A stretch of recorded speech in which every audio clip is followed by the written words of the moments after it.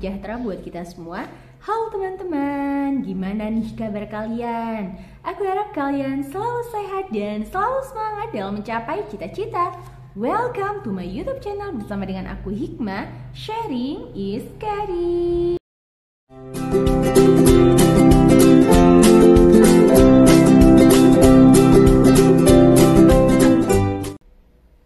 Nah, di video kali ini aku bakal membahas terkait dengan bagaimana sih Kak caranya kita membuat draft IC gitu ya.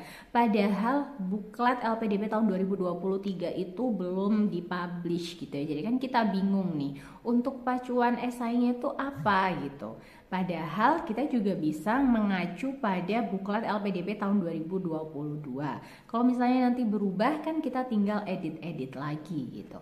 Tapi di sini ada cara lain yang bisa teman-teman pakai. Gimana caranya membuat draft IC supaya IC kalian itu terlihat menarik dan mempunyai nyawa.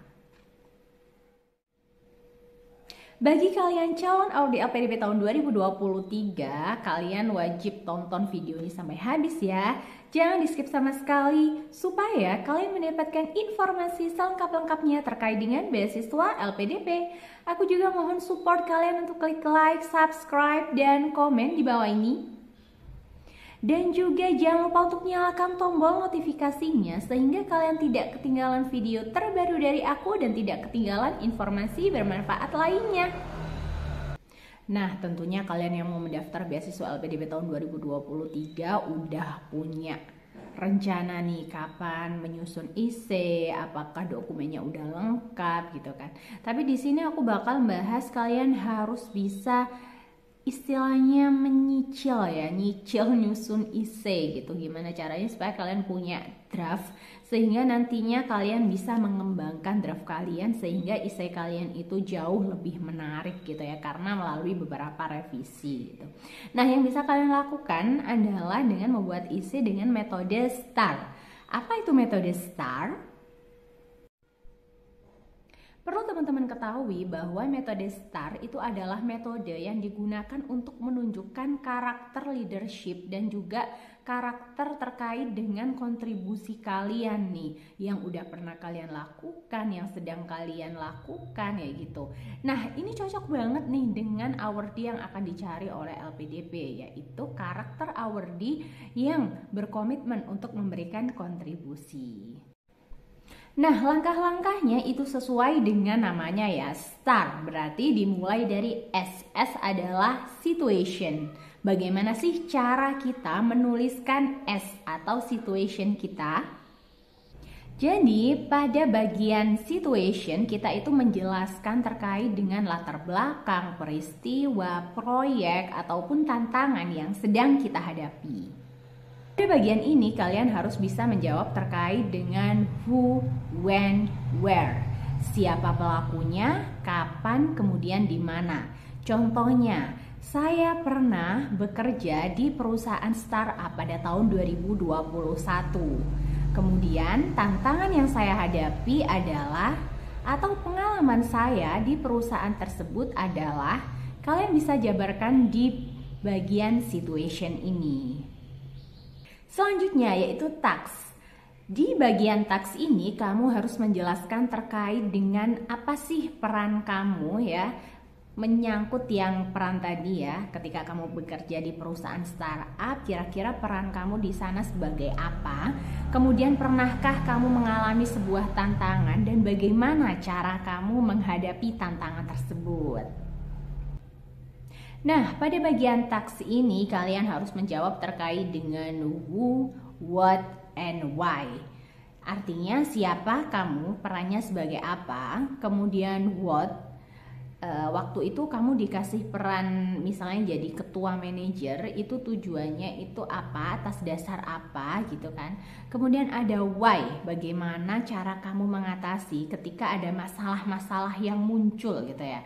Perannya nih kamu sebagai ketua manajer tersebut.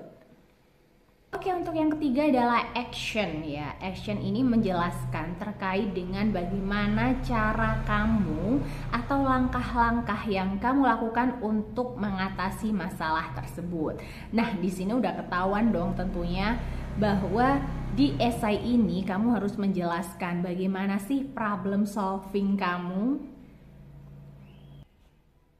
Nah, pada bagian ini kalian harus menjawab terkait dengan how dan what ya.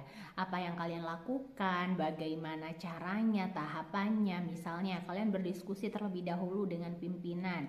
Setelah berdiskusi, didapatlah perencanaan, baik perencanaan jangka pendek ataupun perencanaan jangka panjang. Kemudian bagaimana cara mengatasi masalah tersebut, kemudian bagaimana respon lingkungan, apakah diterima atau tidak, apakah ada tantangan yang dihadapin lagi setelah itu. Nah, kalian bisa jelaskan terkait dengan hal tersebut. Oke, untuk bagian yang terakhir dari STAR yaitu R atau result. Pada bagian ini menjelaskan terkait dengan hasil yang udah kamu upayakan melalui langkah-langkah yang udah kamu lakukan. Itu apa aja? Misalnya waktu kemarin itu ada permasalahan terkait dengan PHK karyawan gitu ya.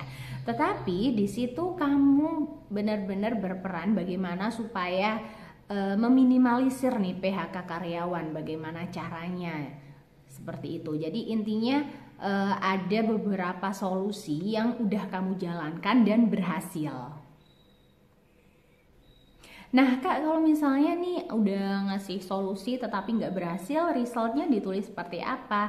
Nah, kalian nggak usah khawatir, tentunya kalian bisa menjelaskan bahwa resultnya adalah membuat sebuah perubahan meskipun kecil ya. Misalnya nih, tetap ada PHK karyawan, tetapi misalnya rencana yang di PHK ada 50 orang, tetapi karena ada langkah-langkah yang udah kalian lakukan, karena ada solusi yang udah kalian tawarkan, maka yang di PHK itu berkurang. Misalnya aslinya rencananya 50 jadi hanya misalnya 10 orang misalnya, itu kan sudah berkurang banget gitu. Intinya kontribusi apapun atau keberhasilan sekecil apapun kalian harus tulis di dalam essay kalian. Intinya dalam metode STAR ini, penulis dapat melihat bahwa di dalam essay kamu itu terdapat sebuah pengalaman-pengalaman yang sudah kalian lalui. Kemudian terdapat pengalaman terkait dengan bagaimana kamu mengatasi masalah, mengatasi tantangan, dan juga hasil yang sudah kamu dapatkan ya dari apa yang sudah kamu lakukan. Oke, cukup sekian video dari aku. Semoga bermanfaat buat kalian yang mau mendaftar beasiswa LPDP tahun 2023. Berusahalah semaksimal mungkin dan juga jangan lupa untuk berdoa sehingga hasil yang kalian dapatkan maksimal. Salam sukses dan salam awardee.